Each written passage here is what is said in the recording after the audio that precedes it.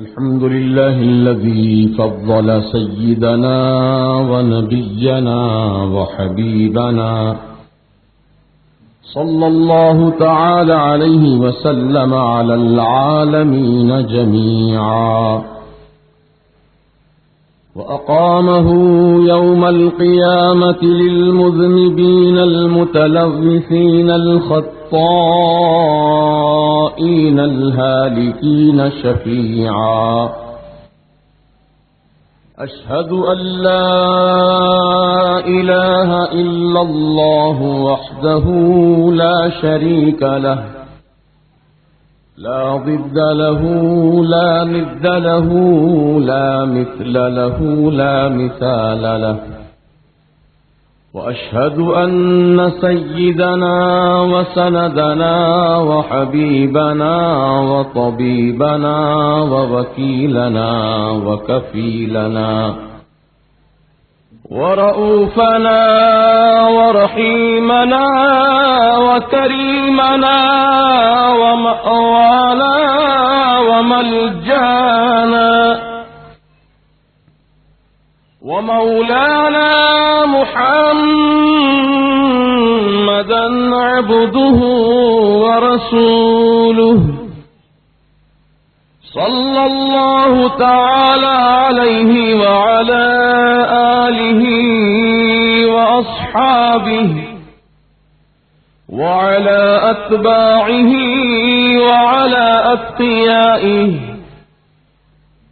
خصوصا منهم على سيدنا وسيد الكل وشيخنا وشيخ الكل وغوثنا وغوث الكل سيدنا بمحمد الشيخ عبد القادر الحسني الحسيني الجعفري الجيلاني رضي الله تعالى عنه وعلى جميع وصوله الكرام وعلى جميع فروعه الفخام وعلى جميع مشائخه العظام رضوان الله تعالى عليهم أجمعين.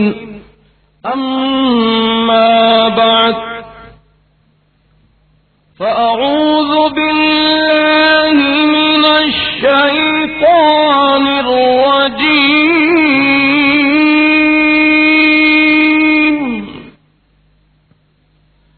بسم الله الرحمن الرحيم.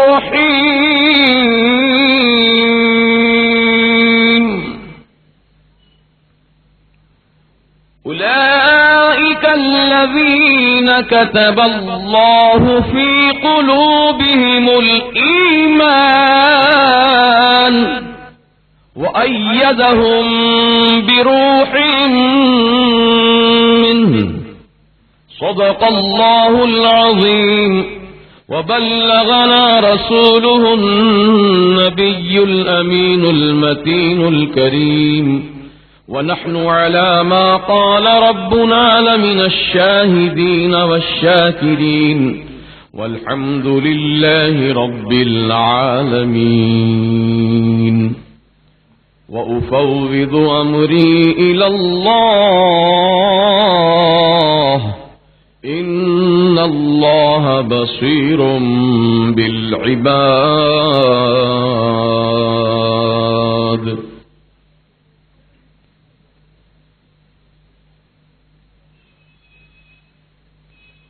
معزز علماء باوقار، تنظیم رضائے مصطفیٰ کے جمیع عہدیدار و اراکین،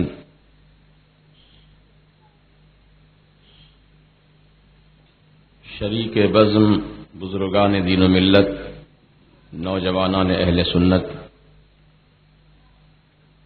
عقیدت اور محبت کے ساتھ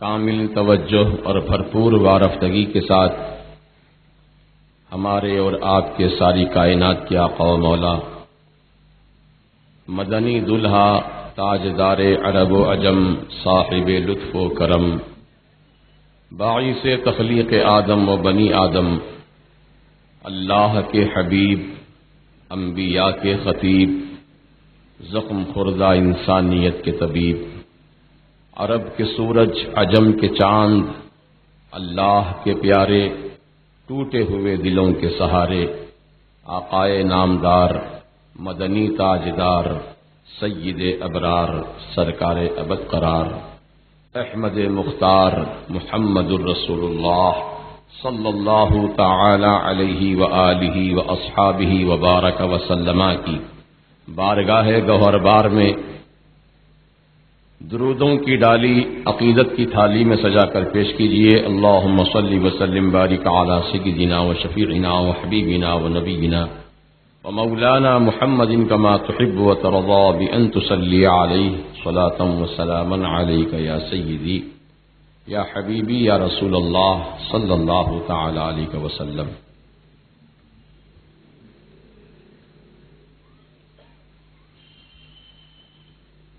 آج کے اس جلسے کا عنوان تحفظ عقائد اہل سنت اور تعارف اعلی حضرت۔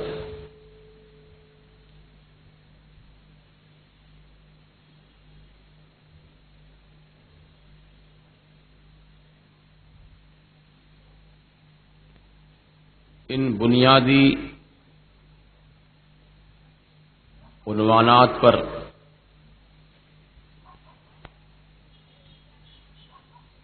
کچھ عرض کرنا چاہتا ہوں۔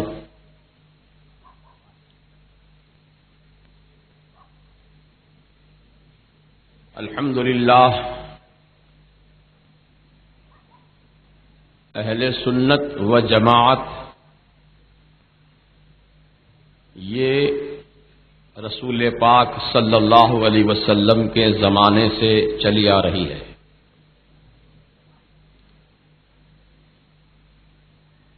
یہ کوئی نئی جماعت، نئی شیرازہ بندی یا نئی تحریک یا نیا فرقہ نہیں ہے۔ اہل سنت و جماعت اللہ کے رسول کے مبارک دور سے چلی آ رہی ہے، اور سارے صحابہ اہل سنت، سارے تابعین، تبع تابعین، ائمہ، مجتہدین، محدثین، مفسرین، جمیع اولیاء کرام، ان سبوں کا تعلق اہل سنت و جماعت سے ہے۔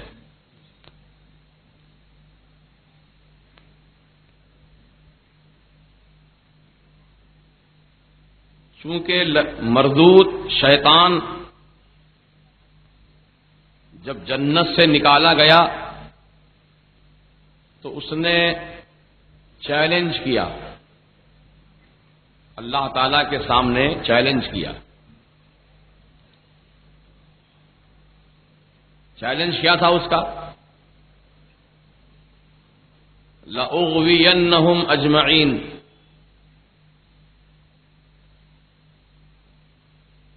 اے اللہ تیرے عزت و جلال کی قسم،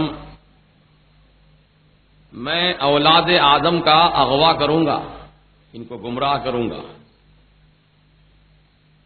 یہ آدم کی وجہ سے میں جنت سے نکالا جا رہا ہوں۔ آدم کو سجدہ نہ کیا، اسی وجہ سے جنت سے نکالا گیا۔ تو کہنے لگا یہ آدم کی وجہ سے میں جنت سے نکالا جا رہا ہوں، اب آدم کی اولاد کو میں دنیا میں سکون سے نہیں رہنے دوں گا، بلکہ اولاد آدم کو مختلف انداز سے، مختلف طریقوں سے، مختلف ناموں سے، مختلف روپ سے میں انہیں گمراہ کروں گا۔ کبھی آگے سے آ کر گمراہ کروں گا، کبھی پیچھے سے آ کر گمراہ کروں گا، کبھی دائیں سے آ کر گمراہ کروں گا، کبھی بائیں سے آ کر گمراہ کروں گا۔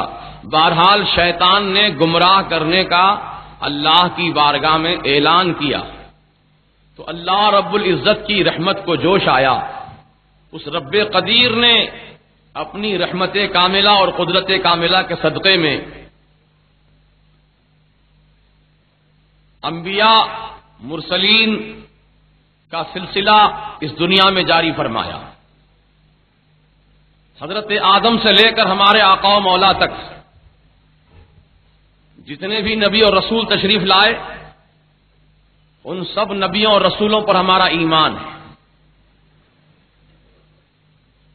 وہ سب اللہ کے برحق نبی ہیں، برحق رسول ہیں، اور سارے کے سارے نبیوں اور رسولوں نے اپنے اپنے زمانے میں اپنی اپنی قوم اور اپنی اپنی امت کے درمیان اللہ وحدہ لا شریک کی عبادت کا پیغام دیا اور اپنی نبوت و رسالت کا ان کے سامنے اعلان کیا اور اللہ کے پیغامات اور احکامات ان تک پہنچائے اور شیطان کے مکر و فریب سے ان کو بچایا. جن کی قسمت میں ایمان تھا، جن کو اللہ تعالی ہدایت دینا چاہا، اپنے نبیوں کے ذریعے ہدایت دیا، رسولوں کے ذریعے ہدایت دیا. اب چونکہ ہمارے آقا خاتم النبیین کی حیثیت سے دنیا میں تشریف لائے، اب قیامت تک کوئی نیا نبی، کوئی نیا رسول دنیا میں آنے والا نہیں ہے. ہمارے آقا ہی سب سے آخری نبی ہیں، اللہ کے آخری رسول ہیں. آپ پر نبوت کا دروازہ بند ہو چکا، رسالت کا سلسلہ آپ ہی پر ختم ہو چکا. اب قیامت تک کوئی نیا نبی، کوئی نیا رسول آنے والا نہیں ہے. اب چاہے قادیان کی سرزمین سے غلام احمد قادیانی نبوت کا دعویٰ کرے، لیکن ایمان والے اس دعوے کو جھوٹا مانیں گے، کیونکہ وہ شیطان ہے اور وہ شیطان ہی گمراہ کرنے کا اعلان کیا تھا اللہ کی بارگاہ میں. تو غلام احمد قادیانی نے نبوت کا دعویٰ کیا کہ میں اللہ کا نبی ہوں اور اللہ کی وحی مجھ پر آتی ہے. تو عزیزان محترم، الحمدللہ ثم الحمدللہ امت مسلمہ کا ایک بڑا طبقہ اس کے مکر اور فریب سے محفوظ رہا ہے. یہ اولیاء کرام کا صدقہ ہے اور مجددین اعظام کا صدقہ ہے اور علماء اہل سنت و جماعت کی کاوشوں کا صدقہ ہے، جو اس کے مکر و فریب سے امت مسلمہ کا ایک بڑا طبقہ محفوظ و مامون ہے. عزیزان محترم، تو یہ دور جو چل رہا ہے یہ فتنوں کا دور ہے، یہ فتنوں کا دور ہے، اور نئے نئے انداز سے، نت نئے طریقوں سے آپ کے سامنے نئے نئے عنوان لے کر آتے ہیں تاکہ امت مسلمہ کو کسی بھی انداز سے گمراہ کیا جا سکے. مثال کے طور پر ابھی تازہ ترین واقعہ آپ ہی کے محلے کا، جماعت اسلامی ہند. یہ نام ہمارے لیے کوئی نیا نہیں ہے. الحمدللہ مسلمانوں کی اکثریت جماعت اسلامی کو خوب اچھی طرح جانتی ہے کہ کیا ان کے عقائد ہیں، کیا ان کے نظریات ہیں، کیا ان کا مشن ہے. مختصراً عرض کر دوں، یہ جماعت اسلامی کے بانی مولوی ابو الاعلی مودودی، مولوی ابو الاعلی مودودی نے جماعت اسلامی کی بنیاد رکھی. مقصد کیا پیش کیا؟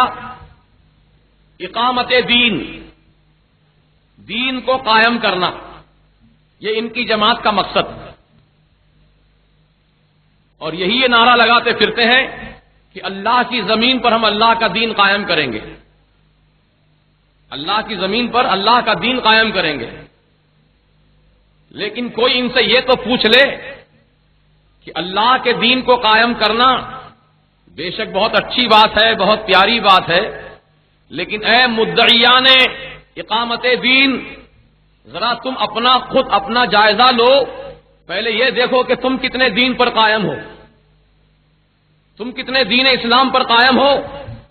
ذرا اپنا جائزہ لو، اپنا لباس دیکھو، اپنی شکل دیکھو، اپنے طور طریقے دیکھو، اپنا لٹریچر دیکھو.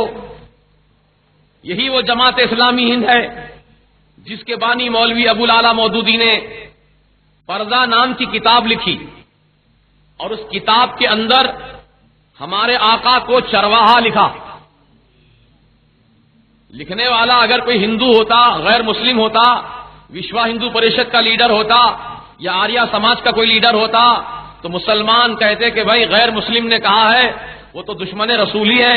کہا ہوگا ہم اس کی بات پر اتنا تعجب نہیں کرتے، لیکن کلمہ پڑھنے والے، دین کو قائم کرنے کا دعویٰ کرنے والے اس لفظ کو استعمال کر رہے ہیں نبی کی بارگاہ میں، جس لفظ کے استعمال پر اللہ تعالیٰ نے قرآن میں قیامت تک پابندی عائد کر دی ہے۔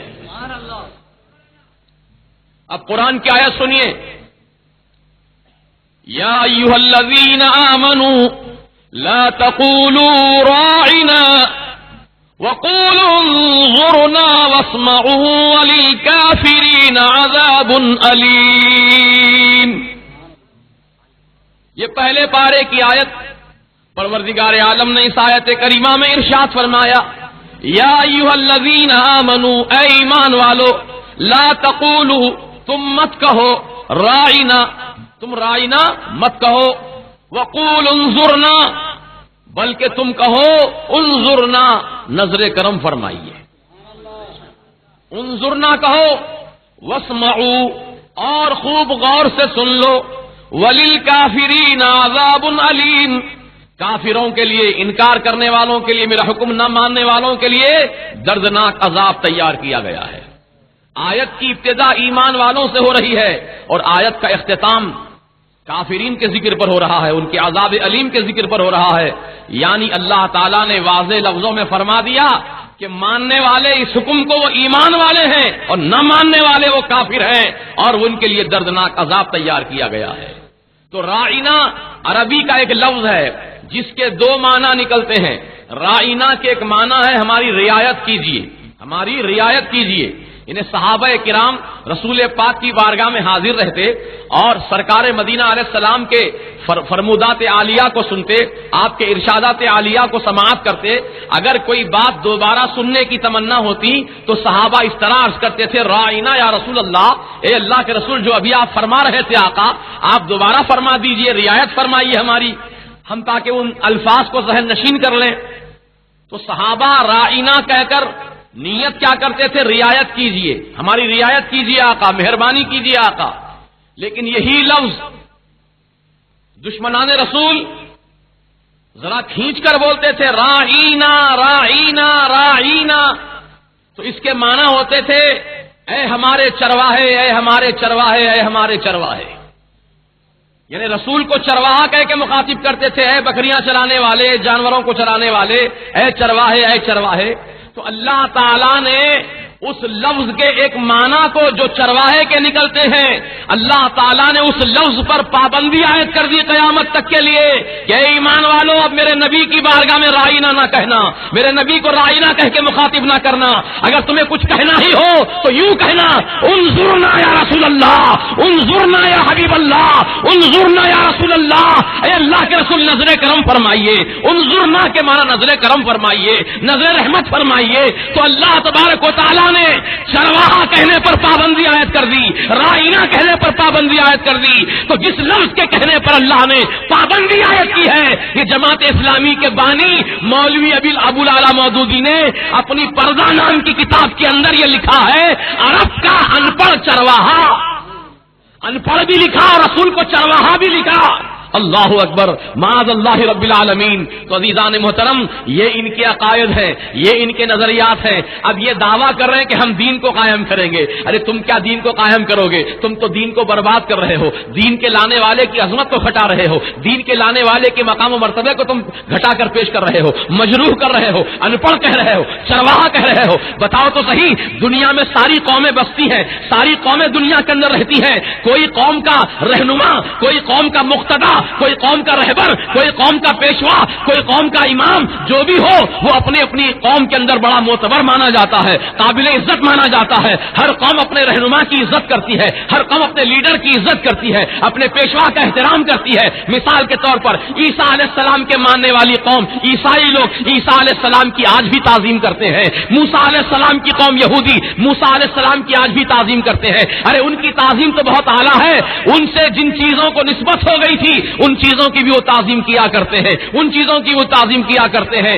اور عزیزان محترم، غیر مسلموں کو دیکھ لو کہ وہ رام چندر جی کے ماننے والے ہیں، ان کو اپنا پیشوا مانتے ہیں، اور غیر مسلم لوگ اپنے پیشوا کی بڑی عزت کرتے ہیں، احترام کرتے ہیں، بڑی محبت کا اظہار کرتے ہیں۔ لیکن یہ مسلمان قوم کو کیا ہو گیا؟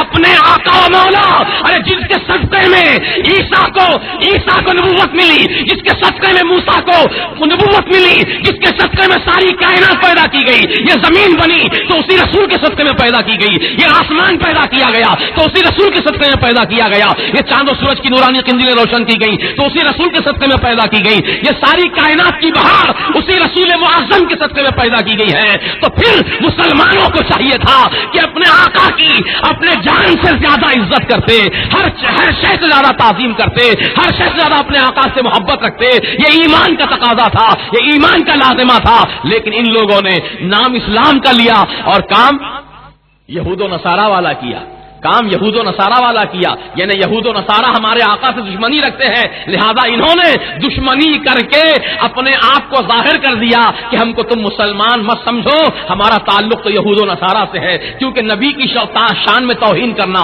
نبی کی بے عزتی کرنا یہ یہودیوں کا کام تھا، نصرانیوں کا کام تھا، یہ دشمنان رسول کا کام تھا، یہ مسلمانوں کا کام نہیں ہو سکتا۔ تو میں کہنا چاہتا ہوں، ببانگے دوہل کہنا چاہتا ہوں کہ جو رسول پاک علیہ السلام کی شان میں گستاخی کرتا ہے، ان کو ان پڑھ چرواہا لکھتا ہے، قسم خدا کی ہماری نظر میں وہ مسلمان نہیں ہو سکتا جو رسول پاک کی شان میں بے ادبی کرے، رسول پاک کی شان میں گستاخی کرے۔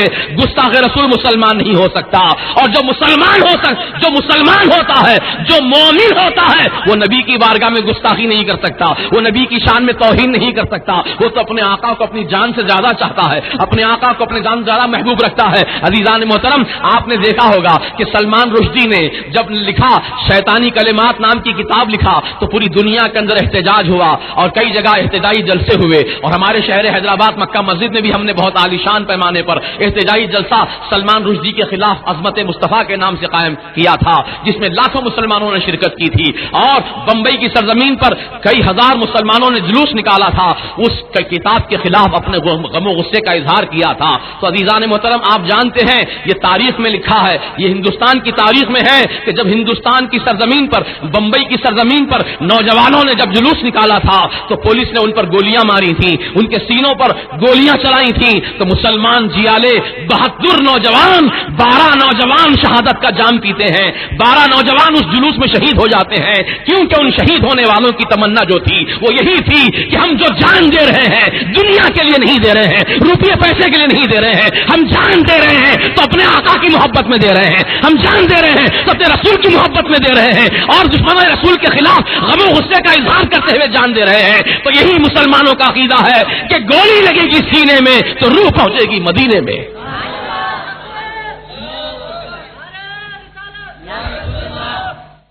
تو یہ دشمنان اسلام کا کام ہوتا ہے نبی کی شان میں توہین کرنا، نبی کی عظمت کو گھٹانا۔ مسلمان نہیں کر سکتا یہ کام، جو مسلمان ہوگا وہ ایسا کام ہرگز نہیں کر سکتا، یاد رکھو آپ۔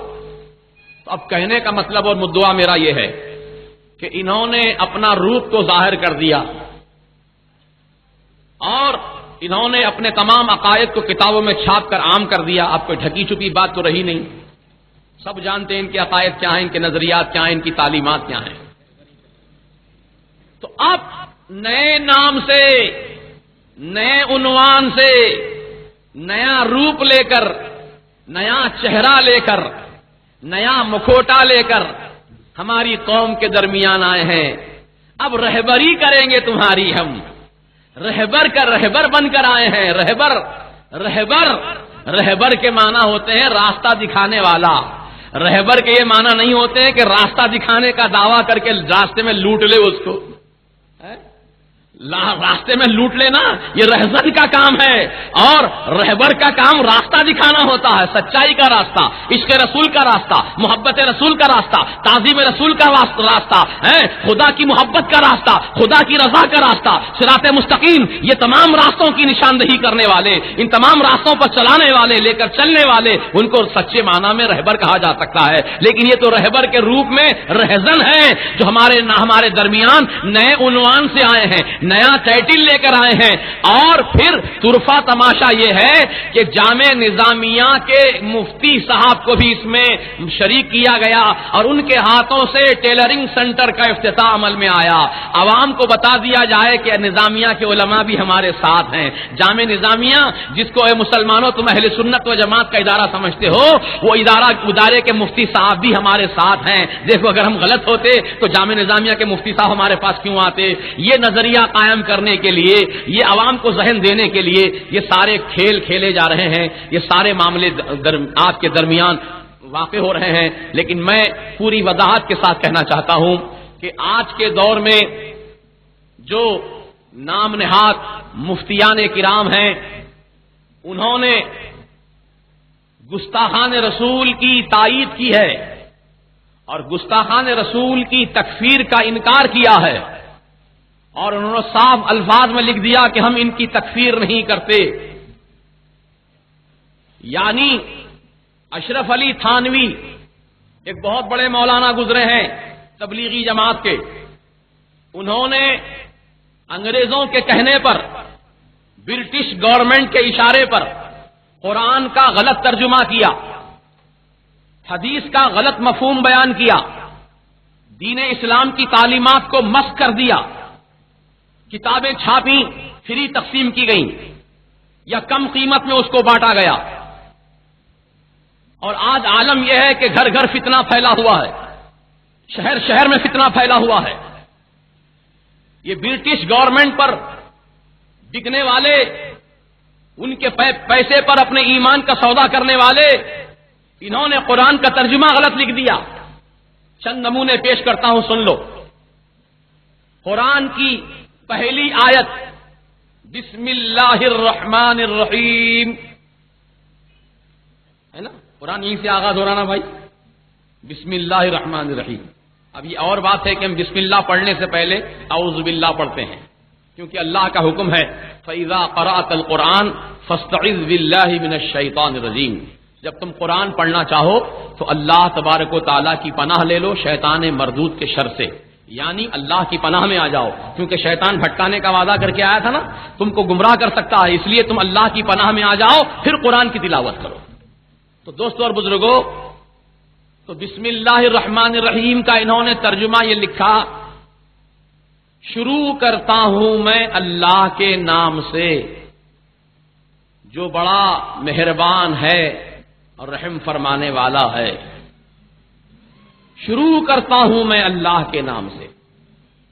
دعویٰ کچھ اور ہو رہا ہے اور عمل کچھ اور ہو رہا ہے۔ اب الفاظ پہ آپ غور کیجئے، شروع کرتا ہوں میں، تو کہاں سے شروع کر رہے ہیں؟ بولیے، شروع کرتا ہوں میں اللہ کے نام سے۔ شروع کرتا ہوں، شروع کا لفظ پہلے بیان کیا، پھر کرتا ہوں، پھر میں، پھر اس کے بعد اللہ کا نام لیا۔ پہلے میں بول رہے ہیں، بعد میں اللہ کا نام، جبکہ اللہ کا نام پہلے لینا چاہیے تھا نا۔ اور شروع کرتا ہوں میں اللہ کے نام سے، یہ ترجمہ لکھا، اور یہ مردوں کے لیے لکھا۔ عورت اگر کوئی ترجمہ پڑھنا چاہے اس بسم اللہ شریف کا، تو وہ کیا ترجمہ کرے گی؟ کیا عورت بھی یہی پڑھے گی، شروع کرتا ہوں میں؟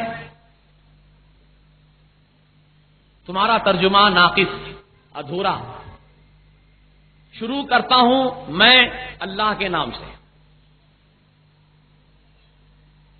کتنی خامیاں اس ترجمے کے اندر، اور یہ خامیاں جان بوجھ کے کی گئی ہیں عوام میں انتشار پھیلانے کے لیے، عورتوں کو ترجمے سے محروم رکھنے کے لیے ایسا ترجمہ رکھا گیا۔ شروع کرتا ہوں میں اللہ کے نام سے۔ لیکن اعلیٰ حضرت جن کی یاد میں آج جلسہ منا رہے ہیں، امام اہل سنت امام احمد رضا خان فاضل بریلوی علیہ رحمت و رضوان نے بسم اللہ شریف کا ترجمہ اس طرح لکھا، اللہ کے نام سے شروع۔ بولیے، سب سے پہلے کس کا نام ہے؟ اللہ ہی کا نام ہے۔ جو دعویٰ ہے ثبوت بھی وہی ہے، دعویٰ دلیل کے ساتھ ہے۔ اللہ کے نام سے شروع۔ نہ کرتا ہوں لکھا آپ نے، نہ کرتی ہوں لکھا، نہ کرتے ہیں لکھا، کیونکہ ترجمہ کرنے والے تین حیثیت کے لوگ ہیں۔ ایک مرد آدمی ہے، وہ پڑھے گا کرتا ہوں، عورت کرتی ہوں، اور جو عورت نہ ہو، مرد بھی نہ ہو، وہ کیا کرے گا؟ کرتے ہیں. تو ان کا ترجمہ صرف مردوں کے لیے ہے. شروع کرتا ہوں میں اللہ کے نام سے، مرد حضرات پڑھ لے، عورت نہ پڑھے اور درمیان والا نہ پڑھے. لیکن اعلی حضرت کا ترجمہ دیکھو کہ کتنی نفاست ہے اس ترجمے کے اندر. آپ نے یہ فرمایا اللہ کے نام سے شروع، جو بڑا مہربان رحم والا، جو بڑا مہربان رحم والا. اب شروع اللہ کے نام سے شروع. اب مرد آدمی پڑھے تو اس کے لیے سوٹیبل، عورت پڑھے تو اس کے لیے سوٹیبل، اور دونوں کے درمیان والا پڑھے تو اس کے لیے سوٹیبل. یعنی جو چاہے پڑھ سکتا ہے ترجمہ. اللہ کے نام سے شروع، جو بڑا مہربان رحم والا. اللہ کے نام سے شروع. عزیزان محترم، یہ اللہ کے نام سے شروع کا ترجمہ ہے. یہ پروردگار عالم کے کلام کا ترجمہ ہے کہ جس کے اندر جو ہے ان لوگوں نے ڈنڈی ماری ہے، لیکن اعلی حضرت نے اس کو کلیئر ترجمہ کر کے ہمارے ایمان کو جلا بخش دی ہے. اب ایک ترجمہ اور سن لیجئے لگے ہاتھ. سورہ فاتحہ کی آیت ہے، اہدنا الصراط المستقیم. اے اللہ ہمیں سیدھی راہ دکھا، اے اللہ ہمیں سیدھی راہ دکھا.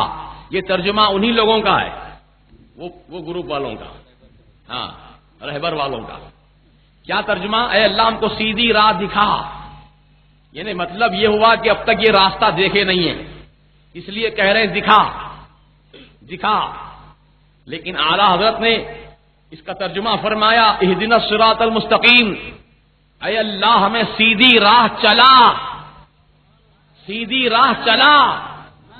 مولا راستہ تو تیرے نبی نے دکھا دیا، راستہ صدیق اکبر نے دکھا دیا، راستہ سیدنا عمر فاروق نے دکھا دیا، راستہ سیدنا عثمان غنی نے دکھا دیا، راستہ سیدنا مولا علی مشکل کشا نے دکھا دیا، راستہ سیدنا امام حسن مجتبی نے دکھا دیا، راستہ سیدنا امام حسین شہید کربلا نے دکھا دیا، راستہ 1,24,000 صحابہ نے دکھا دیا، راستہ غوث پاک نے دکھا دیا، راستہ خواجہ غریب نواز نے دکھا دیا، راستہ بابا شرف الدین نے دکھا دیا، راستہ یوسفین شریفین نے دکھا دیا، راستہ تمام اولیاء اللہ نے ہم کو دکھا دیا، اور اہل سنت نے ہم کو دکھا دیا.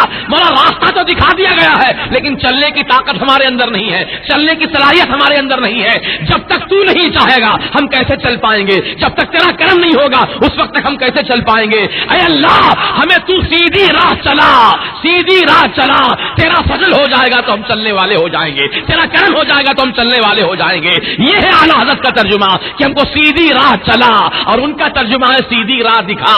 اس لیے وہ اب تک بھٹک رہے ہیں، راستہ ہی نہیں دیکھے بیچارے، اس لیے بھٹک رہے ہیں گلی گلی کوچا کوچا ڈگر ڈگر نگر نگر. الحمدللہ ہم سنی جماعت کے مسلمان راستہ دیکھے والے ہیں. الحمدللہ آپ چلنے کی اللہ کی بارگاہ میں معروضہ کر رہے ہیں. مولا تو ہم کو چلاتا رہے صراط مستقیم پر، مولا ہم کو صراط مستقیم پر چلاتا رہے. مولا تیرا فضل و کرم ہمارے شامل حال رہے گا تو ہم گناہگار صراط مستقیم پر چلتے رہیں گے. اور ہمیشہ مولا ہم کو صراط مستقیم پر چلاتا ہی رہے. جب تک یہ جسم میں جان باقی ہے صراط مستقیم پر چلاتا رہے. جب تک یہ سانس کا تار باقی ہے ہم کو صراط مستقیم پر چلاتا رہے. تو اللہ کی بارگاہ میں ہم یہی عرض کرتے ہیں مولا ہم کو صراط مستقیم پر چلا.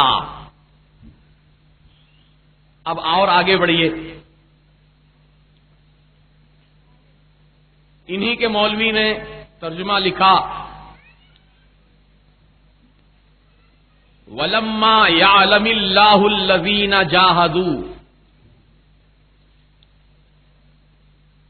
میں اس کا ترجمہ کرنے سے پہلے آپ سے سوال کرنا چاہتا ہوں، آپ سوچ سمجھ کر جواب دیجئے.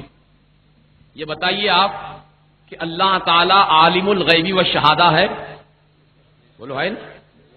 الحمدللہ اللہ تعالی ہر غیب و ظاہر کا جاننے والا ہے. اللہ کے علم سے کوئی چیز بھی باہر نہیں ہے. اللہ سب جانتا ہے.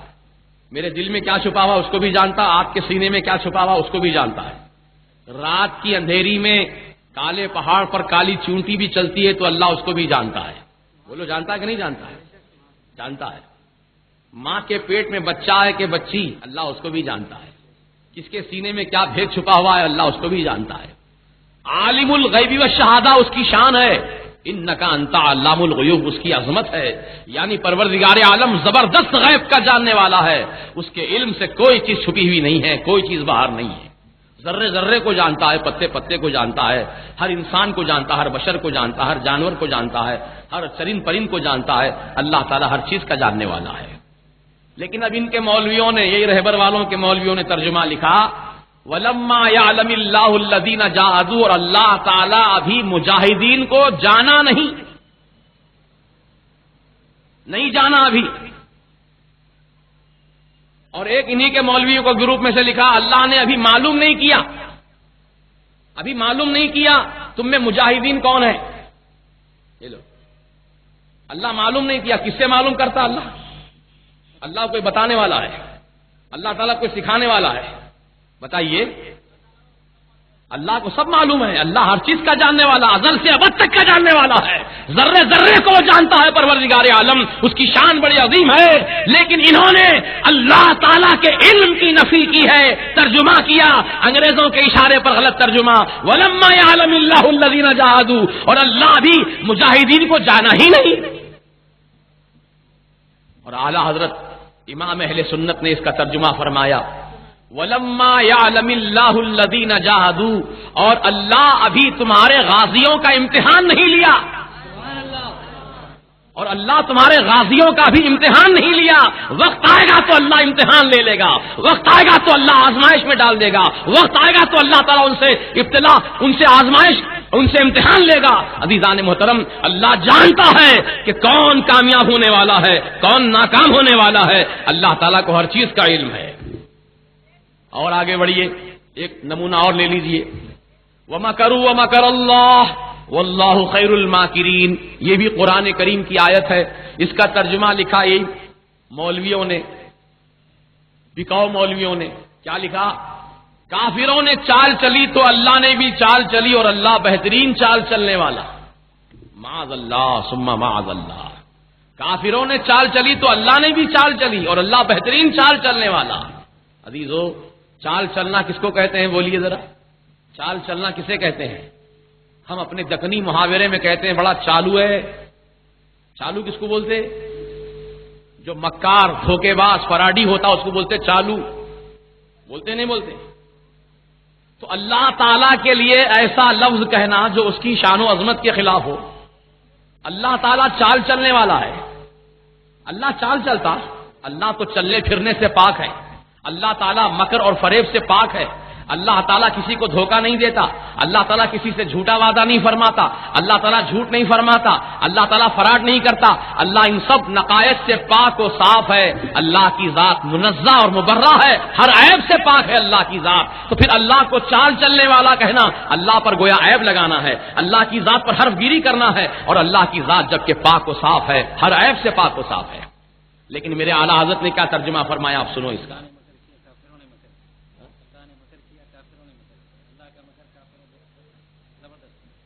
ہاں، ایک ترجمہ اور ہے ان کا کہ کافروں نے مکر کیا تو اللہ نے بھی مکر کیا، اور کافروں کا مکر اللہ کے مکر سے کہیں زیادہ بڑھ کر ہے.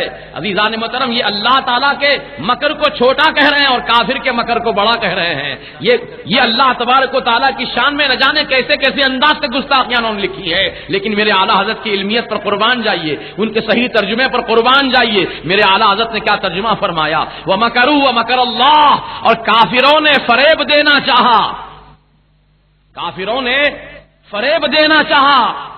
وَمَكَرَ اللَّهُ، اور اللہ تعالیٰ نے خفیہ تدبیر کی.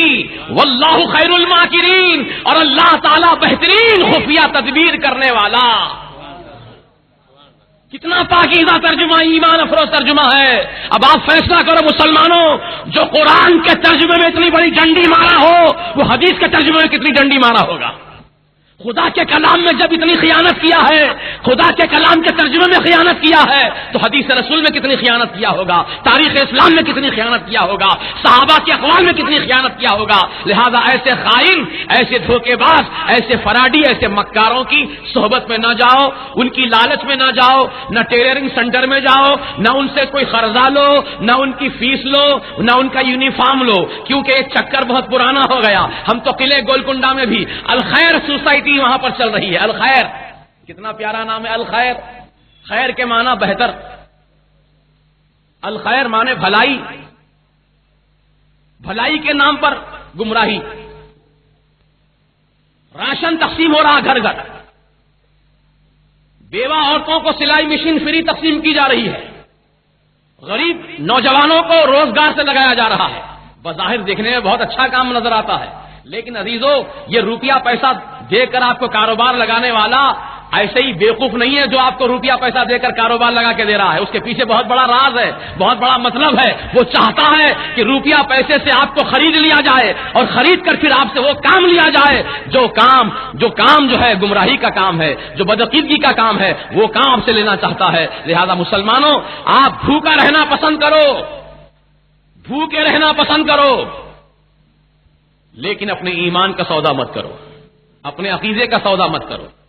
اعلی حضرت امام اہل سنت مجدد دین و ملت امام احمد رضا خان فاضل بریلوی علیہ رحمت و رضوان نے جو تعلیمات آپ نے پیش کی, جو تمام حقائق کا آپ نے اظہار کیا, ان تمام باتوں کی طرف بھی انشاءاللہ میں ضمناً توجہ آپ کی لے جاؤں گا. لیکن اب فی الوقت یہ اتنا سنتے چلیے کہ ان لوگوں نے قرآن کے ترجمے میں کتنی بڑی خیانت کی ہے, کس کس انداز سے گمراہی کا ترجمہ پیش کیا ہے. اور ایک نمونہ سن لیجئے. یہ تو اللہ کی شان کی بات تھی, اب رسول کی عظمت و شان کے متعلق ان کا کیا خیال ہے, کیا ان کا عقیدہ ہے. سورہ فتح 26واں پارہ, انا فتحنا لک فتحا مبینا لیغفر لک اللہ ما تقدم من ذنبک وما تأخر. اس کا ترجمہ انہی کے مولویوں نے لکھا ہے, اے محمد ہم نے آپ کو کھلم کھلا فتح دی تاکہ اللہ آپ کے اگلے پچھلے گناہ بخشے, آپ کے اگلے پچھلے گناہ اللہ بخشے. یعنی رسول پاک علیہ السلام گناہگار ہیں, معاذ اللہ ثم معاذ اللہ, اور رسول پاک علیہ السلام کے گناہ اللہ معاف کر دیا. رسول کیا گناہگار ہو سکتے ہیں؟ ہرگز نہیں. وہ تو گناہگاروں کو گناہوں کے راستے سے نکال کر نیکیوں کے راستے پر چلانے کے لیے آتے ہیں.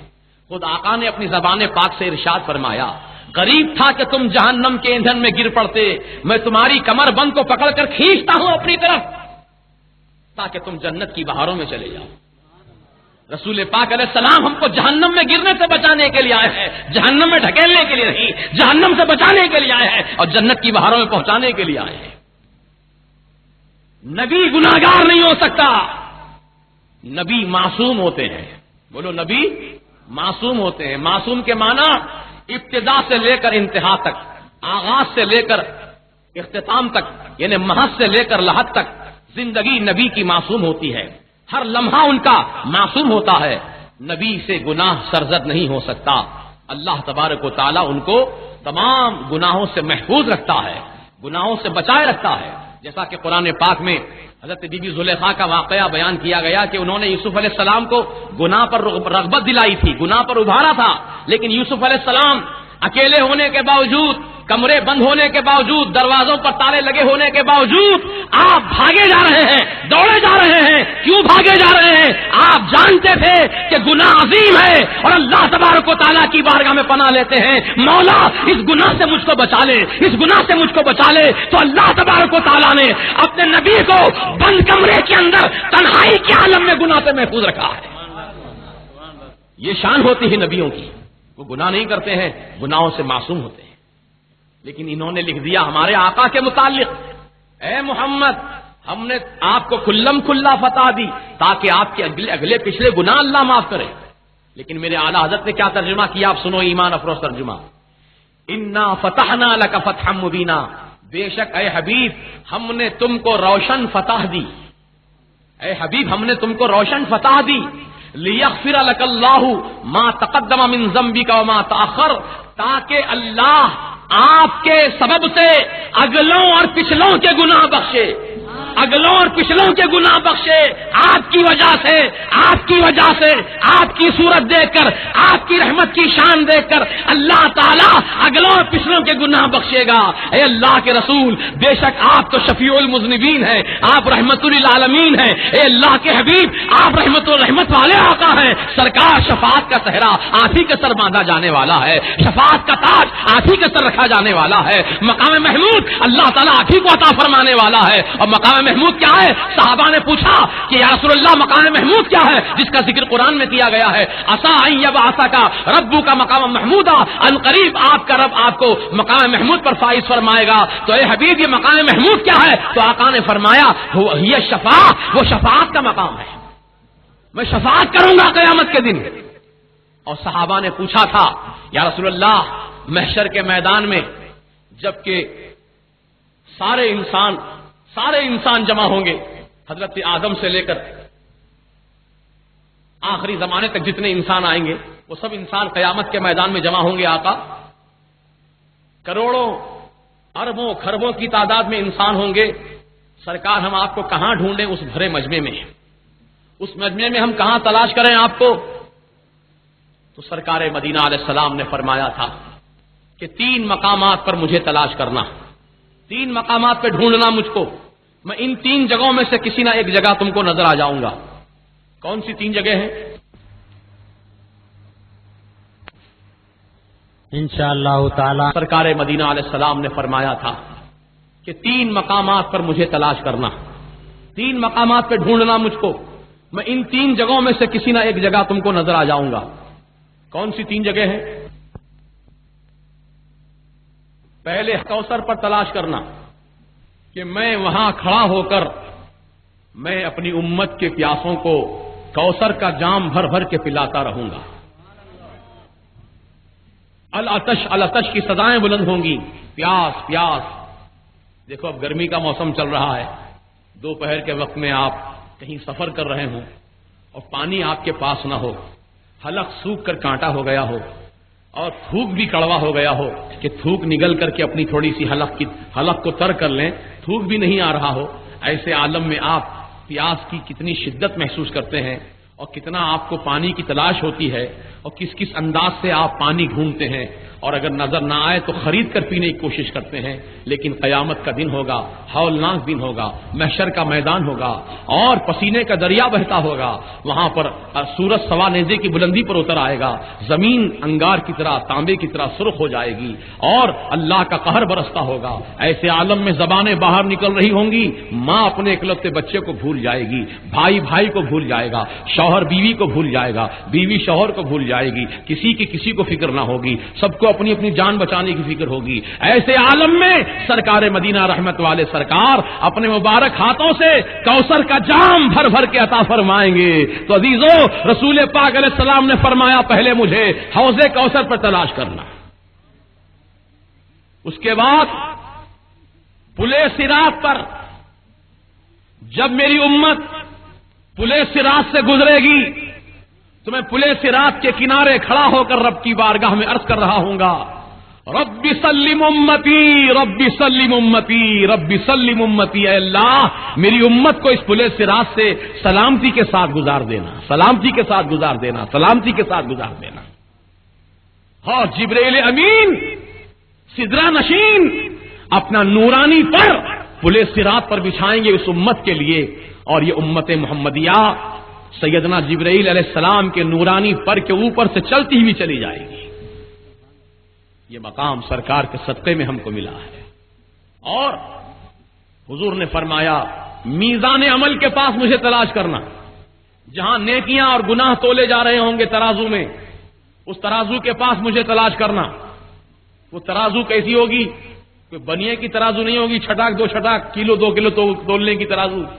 وہ ترازو کے متعلق تفسیر میں آیا ہے کہ وہ ترازو کا ایک ایک پلڑا اتنا بڑا، اتنا بھاری بھرکم ہوگا کہ ترازو کے ایک پلڑے میں اگر 7 آسمان اور 7 زمین رکھ دیے جائیں تو ایسے معلوم ہوگا کہ 7 روپے کے سکے رکھے ہوئے ہیں۔ وہ ترازو کے پلڑے میں 7 زمین 7 آسمان ایسے معلوم ہوں گے کہ 7 سکے پڑے ہوئے ہیں۔ اللہ اکبر! وہ ترازو اتنی بڑی ہوگی ترازو، اور حضور کیا کر رہے ہوں گے؟ اپنی امت کی بخشش کا سامان کر رہے ہوں گے۔ ایک امتی کے گناہ بہت زیادہ ہوں گے، نیکیاں بہت کم ہوں گی۔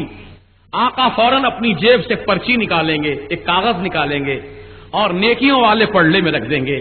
امتی دیکھے گا کہ سرکار مدینہ علیہ الصلوۃ والسلام جس امت کے نیکیوں والے پلڑے میں وہ کاغذ کا ٹکڑا آپ رکھیں گے تو نیکیوں کا پلڑا بھاری بھرکم ہو جائے گا، وزنی ہو جائے گا۔ وہ امتی عرض کرے گا یا رسول اللہ آخر یہ کاغذ میں ہے کیا چیز جو میری نیکیوں کا پلڑے کو اتنا وزنی بنا ڈالی؟ تو میرے آقا فرماتے ہیں یاد کر دنیا میں تو نے اس کاغذ کے اوپر مجھ پر ایک مرتبہ درود شریف لکھا تھا، درود شریف تو نے لکھا تھا اس کاغذ کے اوپر، یہ وہی کاغذ ہے جو آج تیری نجات کا ذریعہ بن رہا ہے۔ اللہ! تو ہمارے آقا تو رحمت والے سرکار وہ شفاعت والے آقا، وہ شفاعت کا تاج انہی کے سر باندھا گیا ہے. تو ایسے نبی کے متعلق کہنا کہ نبی کے اگلے پچھلے گناہ بخش دیے، بلکہ نہیں، بلکہ اللہ تعالیٰ اپنے نبی کی صورت سے، اپنے نبی کی وجہ سے امت کے گناہ بخشے گا، امت کے گناہ معاف فرمائے گا. یہ مراد ہے وہاں. اور سورہ ضحیٰ کی ایک آیت کا ترجمہ بھی سن لیجئے، وَوَجَدَكَ ضَالًّا فَهَدَىٰ. یہ سورہ ضحیٰ کی آیت. اس آیت کا ترجمہ یہی رہبر والے مولویوں نے لکھا ہے، اے محمد ہم نے تم کو شریعت سے بے خبر پایا سو ہدایت کا راستہ دکھا دیا. معاذ اللہ ثم معاذ اللہ. ہم نے تم کو بھٹکتا پھرتا پایا تو ہدایت دے دی. کسی نے لکھا اے محمد ہم نے تم کو گمراہ پایا تو تم کو راستہ ہدایت کا دے دیا. نہ حضور کبھی گمراہ ہوئے، نہ کبھی بھٹکتے پھرے، نہ کبھی شریعت سے بے خبر ہوئے، بلکہ میرے آقا تو اللہ کی بارگاہ سے ہدایت یافتہ دنیا میں تشریف لائے ہیں. ثبوت قرآن سے میں پیش کرنا چاہتا ہوں. اللہ پاک نے فرمایا هو الذی ارسل رسولہ بالہدی ودین الحق. اللہ کی وہ ذات ہے جس نے اپنے رسول کو دنیا میں بھیجا، ہدایت کے ساتھ بھیجا اور سچے دین کے ساتھ بھیجا. ایسا نہیں کہ دنیا میں آنے کے بعد ہدایت دی گئی ہو. ارے دنیا میں آنے سے پہلے ہی وہ ہادی بن کر آ رہے ہیں، وہ داعی اللہ بن کے آ رہے ہیں، سراجا منیرہ بن کے آ رہے ہیں، بشیر و نذیر بن کے آ رہے ہیں. یہ اللہ تبارک و تعالیٰ نے اپنے حبیب کو مقام و مرتبہ عطا فرما دیا. تو یہ لکھے ہیں ترجمہ اس کا، وَوَجَدَكَ ضَالًّا فَهَدَىٰ. اے محمد ہم نے تم کو گمراہ پایا تو ہدایت دے دی. لیکن اعلیٰ حضرت کیا فرماتے ہیں اس آیت کا ترجمہ؟ اعلیٰ حضرت نے لکھا اے حبیب ہم نے تم کو اپنی محبت میں خود رفتہ پایا تو اپنی طرف راہ دی. اے محبوب ہم نے تم کو اپنی محبت میں خود رفتہ پایا. یعنی حضور علیہ الصلوۃ والسلام غار حرا تشریف لے جاتے تھے. آپ تو جانتے ہیں واقعہ، حضور غار حرا تشریف لے جاتے تھے، صبح سے شام تک غار حرا میں تشریف رکھتے تھے اور آپ اللہ کی یاد میں مصروف ہو جاتے تھے، اللہ کے ذکر میں مصروف ہو جاتے تھے، اللہ کی بندگی اور اس کی عبادت میں مصروف ہو جاتے تھے. تو اللہ تعالیٰ اسی کیفیت کو بیان فرما رہا ہے، اے محبوب ہم نے تم کو اپنی محبت میں ڈوبا ہوا پایا، اپنی محبت میں خود رفتہ پایا، اپنی محبت میں کھویا ہوا پایا. اے محبوب ایسے ہماری محبت میں آپ ڈوبے ہوئے تھے کہ جبرائیل بھی آ کر آپ کو کہتے ہیں اقرا پڑھو اقرا پڑھو تو آپ کہتے تھے مانا بھی قاری میں نہیں پڑھتا. ہماری محبت میں آپ ایسے ڈوبے ہوئے. تو ہم نے اپنی طرف راہ دی، یعنی معراج کی شب آپ کو اپنی بارگاہ میں دلہا بنا کر بلایا. اللہ تعالیٰ تو اپنے نبی کی عظمت بیان کر رہا ہے اور یہ چور دین کے نبی کی عظمت کو گھٹا رہے ہیں. بتاؤ یہ تم دین کو قائم کرنا چاہتے ہو؟ ہم کو ایسے دین کی ضرورت نہیں ہے جو ہمارے عقیدے کو برباد کرے، ہمارے ایمان کو تباہ کرے. ہم کو وہ عقیدہ وہ ایمان چاہیے جو اللہ کا دیا ہوا عقیدہ ہے، رسول پاک کا دیا ہوا عقیدہ ہے، صحابہ کا جو عقیدہ ہے وہی عقیدہ ہم کو چاہیے، تابعین کا جو عقیدہ ہے وہی عقیدہ ہم کو چاہیے، غوث اعظم کا جو عقیدہ ہے وہی عقیدہ ہم کو چاہیے، خواجہ غریب نواز کا جو عقیدہ ہے وہی عقیدہ ہم کو چاہیے، حضور سیدنا مخدوم اشرف جہانگیر سمنانی علیہ رحمت و رضوان کا جو عقیدہ ہے وہی عقیدہ ہم کو چاہیے، اعلیٰ حضرت فاضل بریلوی کا جو عقیدہ ہے وہی عقیدہ ہم کو چاہیے، سرکار حضور مفتی اعظم ہند کا جو عقیدہ ہے وہی عقیدہ ہم کو چاہیے. اسی عقیدت میں سچائی ہے، اسی عقیدے میں حقانیت ہے، صداقت ہے. تو یہ ترجمے تھے قرآن کے جو ضمناً میں نے آپ کے سامنے بیان کیے. تو اعلیٰ حضرت نے جو ترجمہ پیش کیا قرآن کا اس کا نام ہے کنز الایمان. یہ ترجمہ آپ اپنے گھروں میں رکھیے، روز مطالعہ کیجیے اور قرآن کی آیات کی تلاوت بھی کیجیے اور ترجمہ بھی پڑھیے اور تفسیر بھی پڑھیے. اور اگر کوئی بات آپ کی سمجھ میں نہ آئے تو علماء اہل سنت و جماعت سے آپ رابطہ قائم کر کے ان سے سیکھیے، معلومات کیجیے. ماشاءاللہ آپ خوش نصیب ہیں کہ آپ کی اس بستی میں، آپ کے اس محلے میں ایک جید ریسرچ اسکالر اور دینی تعلیمات پر عبور رکھنے والے اور خصوصاً اہل سنت و جماعت کے عقائد کی بھرپور ترجمانی کرنے والے آپ کی اس بستی میں رہتے ہیں. میری مراد حضرت مولانا سید معیز الدین اشرفی صاحب جو اسٹیج پر رونق افروز ہیں، یہ آپ ہی کے علاقے میں رہتے ہیں. آپ ان سے رابطہ کیجئے، اور بھی دیگر علماء اہل سنت اگر موجود ہوں تو ان سے رابطہ قائم کیجئے اور اپنی معلومات میں اضافہ کیجئے، کیونکہ رب تعالیٰ نے فرمایا فاسألوا اہل الذکر ان کنتم لا تعلمون. پوچھو، سوال کرو جن چیزوں کے بارے میں تم کو علم نہیں ہے. تم سوال کرو گے تبھی تو ہم کو معلوم ہوگا تم کیا جاننا چاہتے ہو. عزیزان محترم، جیسا کہ آج تنظیم رضائے مصطفیٰ نے 2 عنوان قائم کیے، ایک تحفظ عقائد اہل سنت و جماعت اور دوسرا تعارف اعلی حضرت. یہ 2 چیزوں کو ہماری قوم جاننا چاہتی ہے کہ عقائد اہل سنت و جماعت کا تحفظ کیسے ہو اور اعلی حضرت کا تعارف کیا ہے. کون ہے اعلی حضرت؟ کیا ہے اعلی حضرت؟ تو عزیزان محترم سن لو. اعلی حضرت کا نام احمد رضا خان، آپ کی ولادت باسعادت شہر بریلی محلہ جسولی سن 1856 عیسوی میں 16 جون کو ہوئی، مطابق 10 شوال. آپ کی ولادت باسعادت ایسے گھرانے میں ہوئی جو علمی گھرانہ ہے، جو علماء کا گھرانہ ہے. آپ کے والد ماجد کا نام حضرت علامہ مولانا شاہ نقی علی خان صاحب، انہی کے فرزند دل بند ہیں اعلی حضرت امام احمد رضا خان فاضل بریلوی علیہ رحمت و رضوان. آپ کی ولادت 1856 میں ہوئی اور 1856 میں آپ کی پیدائش ہوئی اور 1857 عیسوی کے بعد ہی سے ہندوستان میں وہابیت کا فتنہ پھیلنا شروع ہوا. آپ کے پیدا ہونے کے 1 سال کے بعد وہابیت کا فتنہ پھیلنے لگا. تو اللہ تعالی نے امام احمد رضا خان کو مجدد بنا کر پیدا کیا، مجدد بنا کر پیدا کیا. اور مجدد کی شان یہ ہوتی ہے کہ ہر 100 سال میں، ہر 100 سال کے سرے پر اللہ تعالیٰ ایک ایسی شخصیت کو پیدا فرماتا ہے جس کو دین کا بھی علم عطا فرماتا ہے اور دنیا کا بھی علم عطا فرماتا ہے. دین اور دنیا کے علوم و فنون کا اس کو جامع بناتا ہے اور ہر مسئلے کا جواب اس کے پاس موجود ہوتا ہے. ہر لا ینحل مسئلے کو وہ حل فرما دیتا ہے. اس کو مجدد کہا جاتا ہے.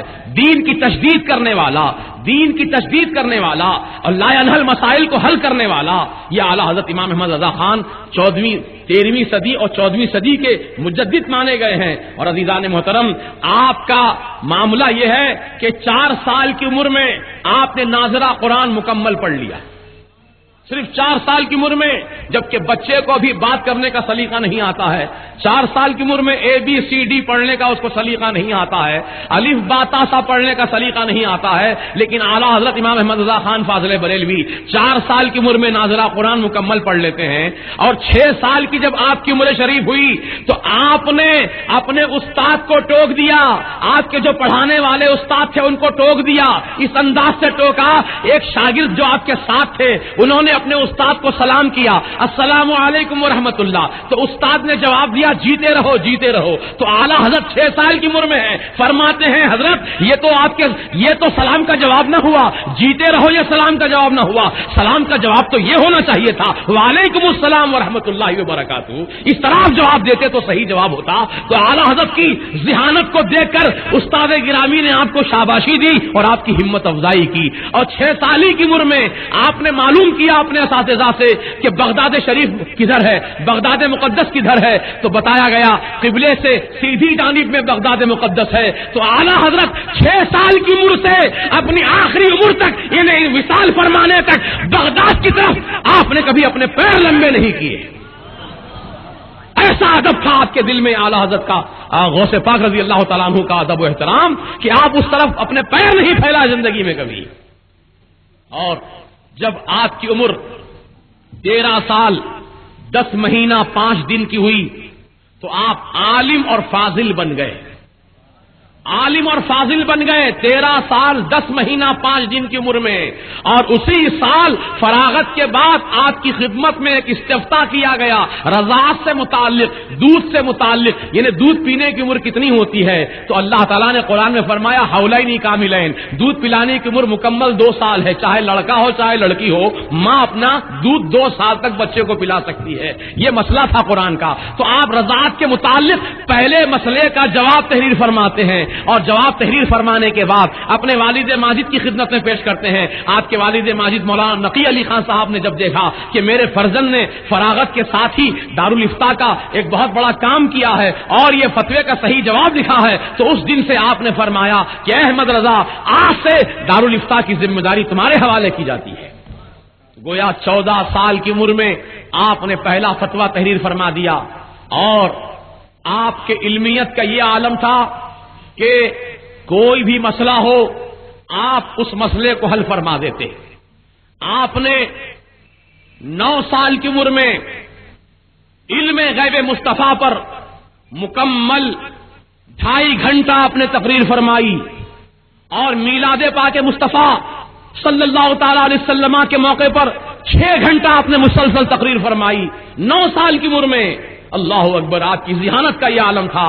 اور آپ کے پاس جو لوگ سوالات پوچھنے کے لیے خط لکھا کرتے تھے تو ان خطوں کے اندر آپ کے نام کے ساتھ القابات بھی لکھتے تھے، حضرت علامہ مولانا حافظ و قاری محمد احمد رضا خان۔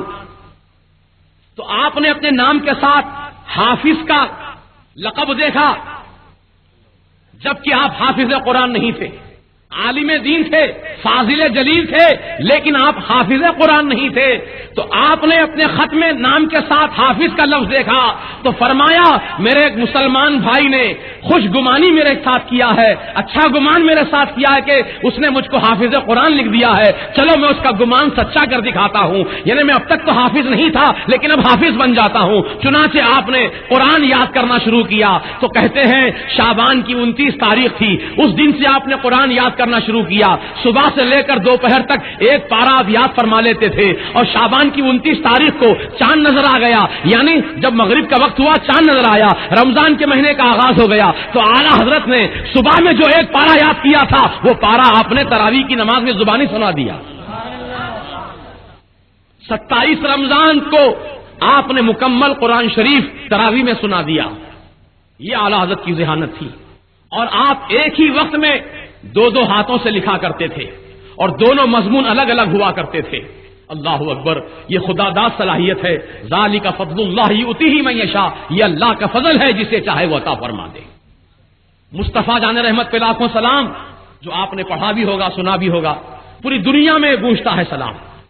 اور جماعت اسلامی کے ہی فاؤنڈر ممبر مولانا کوثر نیازی نے کہا تھا، دارالسلام کے مشاعرے کے موقع پر کہا تھا کہ پوری دنیا کا میں نے جائزہ لیا، پوری دنیا کا میں نے دورہ کیا، اذان کے بعد، اذان جو ہوتی ہے اللہ اکبر اللہ اکبر، اذان کے بعد جو سب سے زیادہ آواز گونجنے والی ہے وہ اعلیٰ حضرت امام احمد رضا خان کا لکھا ہوا سلام مصطفیٰ جان رحمت پہ لاکھوں سلام ہے۔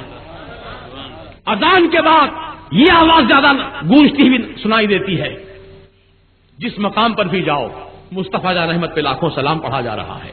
یہ مقبولیت کی دلیل ہے۔ اور اس سلام کی تاریخ یہ ہے کہ آپ بریلی شریف سے لکھنؤ جا رہے تھے، اور بریلی سے ٹرین نکلی تو آپ نے ارادہ کیا کہ میں سرکار کی بارگاہ میں نعت شریف کا نذرانہ تو پیش کیا ہوں، منقبتیں لکھا ہوں اولیاء کی شان میں، لیکن سلام نہیں لکھ پایا، چلو آج سلام لکھتا ہوں میرے آقا کی بارگاہ میں۔ تو آپ نے قلم لیا اور سلام لکھنا شروع کیا۔ تو بریلی کا اسٹیشن سے گاڑی چھوٹی اور رامپور کا اسٹیشن صرف 1.5 گھنٹے کے فاصلے پر ہے، بریلی اور رامپور کے درمیان 1.5 گھنٹے کا فاصلہ ہے۔ تو یہ 1.5 گھنٹے کی مسافت میں آپ نے 16 صفحات پہ مشتمل مصطفیٰ جان رحمت پہ لاکھوں سلام تحریر فرما دیا۔ یعنی حضور کے مبارک منہ شریف سے لے کر حضور کے پائے نازنی کے ناخن مبارک تک ہر عضو پر اعلیٰ حضرت نے سلام تحریر فرما دیا، ہزاروں اشعار لکھ دیے آپ نے۔ یہ اعلیٰ حضرت کی ذہانت اور علمیت کا معاملہ ہے۔ اور اعلیٰ حضرت فاضل بریلوی علیہ رحمت و رضوان اپنے والد ماجد کے ساتھ سن 1277 ہجری میں آپ بریلی سے مارہرہ شریف پہنچے مرید ہونے کے لیے. وہاں ایک بہت بڑے اللہ کے ولی رہتے تھے جن کا نام حضرت سیدنا سید آل رسول علیہ رحمت و رضوان ہے. ان کی خدمت میں پہنچے مرید ہونے کے لیے. اعلیٰ حضرت کے والد اپنے ساتھ لے کر گئے اعلیٰ حضرت کو. جب پہنچے تو سیدنا سرکار آل رسول نے ان دونوں حضرات کو مرید بنایا. مرید بنانے کے ساتھ ہی خلافت بھی دے دی، خرقہ بھی عطا فرمایا، اجازت بھی عطا فرما دی. تو آپ ہی کے خانوادے کے ایک بزرگ سیدنا احمد نوری، انہوں نے فرمایا، سیدنا آل رسول سے فرمایا کہ حضور یہ کیا بات ہوئی، یہ کم عمر بچہ اور اس کے ساتھ آنے والے ان کے والد، ان دونوں کو آپ نے مرید بھی بنا دیا اور خلافت بھی دے دی، جبکہ آپ کی خانقاہ میں کئی مریدین کئی برسوں سے پڑے ہیں لیکن آپ نے ان کو خلافت نہیں دی، یہ کم عمر بچے کو آپ نے خلافت دے دی. تو سیدنا آل رسول نے سیدنا احمد نوری سے ارشاد فرمایا، نوری میاں معاملہ یہ ہے کہ جس طرح کسی لوہے پر زنگ پکڑ لیتا ہے تو اس لوہے سے زنگ کو چھڑانے میں دیر لگتی ہے، زنگ صاف کرنے میں تاخیر ہوتی ہے، تو ان کے دلوں کو میں نے دیکھا کہ گناہوں کے زنگ سے آلودہ ہیں. اب ان کے دلوں کو صیقل کرنے کے لیے، ان کے دلوں کو چمکانے کے لیے بھی وقت لگے گا. لیکن جب امام احمد رضا جب میرے پاس مرید بننے کے لیے آئے اور ان کے والد جب میرے پاس مرید بننے کے لیے آئے تو میں نے دیکھا کہ ان دونوں کے دل صاف و شفاف نظر آئے، ان دونوں کے دل بالکل آئینے کی طرح چمکتے ہوئے نظر آئے. اس لیے میں نے ان کو مرید بھی بنایا، خلافت بھی دے دی، خرقہ بھی دے دیا، اجازت بھی دے دی. اور فرماتے ہیں نوری میاں، اب تک میں بڑا فکر مند رہا کرتا تھا کہ جب اللہ تعالی کی بارگاہ میں سب انسانوں کی حاضری ہوگی اور میری بھی حاضری ہوگی اور اللہ تعالیٰ قیامت کے دن محشر کے میدان میں مجھ سے پوچھ لے اگر اے آل رسول میری بارگاہ میں تو دنیا سے کیا لے کر آیا ہے، تو اے احمد نوری میاں میرا مسئلہ حل ہو گیا، میری فکر دور ہو گئی. اب مجھے فکر نہیں ہے کسی بات کی. جب اللہ تعالیٰ محشر کے میدان میں مجھ سے پوچھے گا اے آل رسول میری بارگاہ میں تو کیا لے کر آیا ہے، تو میں احمد رضا کا ہاتھ پکڑ کر پیش کروں گا، مولا تیری بارگاہ میں دنیا سے احمد رضا کو لے کر آیا ہوں. وہ شخصیت ہے امام احمد رضا فاضل بریلوی علیہ رحمت و رضوان کی. اور عزیزان محترم، آپ نے 60 علوم و فنون پر 1500 سے زائد کتابیں لکھی ہیں، 1500 کتابیں آپ نے تحریر فرما دی. اتنے بڑے مصنف، الحمدللہ کہ آپ جس مسئلے پر قلم اٹھاتے علم کا دریا بہا دیتے ہیں. کسی نے مسئلہ پوچھا تھا کہ پانی کی کتنی قسم ہوتی ہے، کس پانی سے وضو جائز ہے اور کس پانی سے وضو ناجائز ہے، کون سے پانی سے طہارت جائز ہے اور کون سے پانی سے طہارت جائز نہیں. تو عام طور سے 2-3 قسمیں ہی علماء بتاتے ہیں پانی کی، لیکن اعلیٰ حضرت سے جب اس مسئلے پر سوال کیا گیا تو آپ نے پانی کی 300 قسمیں گنا دی. 300 قسم ہوتی ہے پانی کی. اللہ یہ علمیت ہے آپ کی. آواز کم کرو اس کی ذرا. درود پاک پڑھ لیجیے، اللہم صلی علی سیدنا محمد و آلہ وسلم. اور امام حسین کی شہادت کے متعلق ہمارا آپ کا سب کا یہ عقیدہ ہے اور سب کا یہ ایقان ہے کہ امام حسین رضی اللہ تعالیٰ عنہ کربلا کی سرزمین پر سن 61 ہجری 10 محرم الحرام کو شہید ہو گئے اور آپ کی شہادت واقع ہوئی. یہ واقعہ ہم اپنے اکابر علماء سے اور تمام مستند کتابوں میں پڑھتے آئے، سنتے آئے. الحمدللہ اسی پر ہمارا یقین اور ایمان ہے. لیکن انگریزوں نے اس پر اعتراض کیا. کس بات پر اعتراض کیا؟ کہ امام حسین کربلا کی سرزمین پر محرم کی 10 تاریخ کو پہنچ ہی نہیں سکے. جب وہ وہاں پر پہنچ ہی نہیں سکے تو ان کی شہادت کیسے واقع ہوئی؟ تو انگریزوں سے پوچھا گیا بھائی تم کس بنیاد پہ کہہ رہے ہو نہیں پہنچ سکے؟ وہ کربلا میں گئی نہیں، اس تاریخ میں تھے نہیں، کہ کس بنیاد پہ تم کہہ رہے ہو؟ تو انگریزوں نے کہا کہ مکے سے کربلا تک جو سفر ہے، جو راستہ کی مسافت ہے، وہ اتنا لمبا راستہ ہے کہ امام حسین اس لمبی مسافت کو اتنے کم وقت میں طے نہیں کر سکتے، اتنے کم وقت میں طے نہیں کر سکتے۔ گھوڑے کی رفتار بتائی انگریزوں نے کہ ایک گھوڑا کتنے میل راستہ چل سکتا ہے، اس حساب سے انہوں نے کیلکولیشن کیا، اور ان کے حساب سے دیکھا گیا تو واقعی امام حسین 10 محرم کو کربلا میں نہیں پہنچ پا رہے ہیں۔ یہ سوال جب انہوں نے قائم کیا تو بڑے بڑے علماء کی نیند اڑ گئی کہ آخر اس مسئلے کا ہم کیا جواب پیش کریں، کس طرح اس مسئلے کو حل کریں، کیسے اپنی بات کو سچا ثابت کریں۔ بڑے بڑے علماء پریشان تھے، مسئلہ کسی سے حل نہیں ہو رہا تھا، لیکن جب یہی مسئلہ اعلی حضرت کے پاس پیش ہوا تو اعلی حضرت نے چٹکی بجاتے ہی مسئلے کو حل فرما دیا۔ کہا کہ انگریز کیا جانے گھوڑوں کی کتنی قسمیں ہوتی ہیں، کون سا گھوڑا کتنی میل کتنی گھنٹے میں کتنی رفتار سے دوڑتا ہے، اور گھوڑوں کی اقسام آپ نے گنائی تو 500 قسم گنائی گھوڑوں کی، اور بتایا کہ کون سا گھوڑا ریتی میں چلنے والا ہو زیادہ رفتار میں ہوتا ہے، کون سا گھوڑا پتریلی زمین پہ چلنے والا ہوتا ہے، کون سا گھوڑا اچھے صاف راستے پہ زیادہ چلنے والا ہوتا ہے۔ یہ تو امام حسین کے پاس جو گھوڑا تھا وہ اعلیٰ درجے کی نسل کا گھوڑا تھا جس کا نام ذوالجناح ہے، اور اس گھوڑے کی رفتار ریتی میں اتنی میل ہوتی ہے فی گھنٹہ، پتریلی زمین میں اتنی میل ہوتی ہے فی گھنٹہ۔ اس حساب سے اعلیٰ حضرت نے جب حساب جوڑا ہے تو امام حسین کربلا میں 10 تاریخ کو کیا بلکہ 2 محرم کو امام حسین کربلا میں نظر آتے ہیں۔ محرم کی 2 تاریخ کو امام حسین کربلا کی سرزمین پہ پہنچتے ہیں، اور یہی حقیقت ہے۔ تو دوستو اور بزرگوں، یہ مجدد کی شان ہوا کرتی ہے کہ جو عام علماء اور مفتیوں سے جو مسئلے حل نہ ہوں، مجدد ان مسائل کو حل فرماتا ہے۔ تو اعلیٰ حضرت فاضل بریلوی نے ان مسائل کا حل فرما کر ایمان اور اسلام کی ایسی آبیاری کی ہے کہ اب آنے والی دنیا اور صدیوں میں انشاءاللہ ایسے جو بھی مسائل اٹھیں گے اس کا جواب اعلیٰ حضرت نے ہم کو بطور کتاب کے ہم کو عطا فرما دیا ہے۔ اور 1500 کتابیں آپ نے لکھی ہیں، 1500 کتابیں تفسیر کے عنوان پر، حدیث کے عنوان پر، اصول حدیث کے عنوان پر، فقہ کے عنوان پر، اور تاریخ کے عنوان پر، سیر کے عنوان پر، اور علم جفر کے عنوان پر، علم نجوم کے عنوان پر، اور علم حیت کے عنوان پر، علم ریاضی کے عنوان پر، 60 علوم و فنون پر آپ نے 1500 کتابیں لکھ دی ہیں۔ آج ان کتابوں پر دنیا کی 60 یونیورسٹیز میں ریسرچ ہو رہا ہے، دنیا کی 60 یونیورسٹیوں میں اعلیٰ حضرت کی تعلیمات پہ ریسرچ ہو رہا ہے۔ میں آپ سے معذرت چاہتا ہوں کہ جو وقت اجازت کا دیا گیا تھا پولیس پرمیشن کے حساب سے وہ وقت ختم ہو گیا، لیکن ابھی موضوع ہمارا شروع ہی ہوا ہے، کیونکہ 2 عنوان آپ نے رکھے، تحفظ عقائد اہل سنت اور تعارف اعلیٰ حضرت۔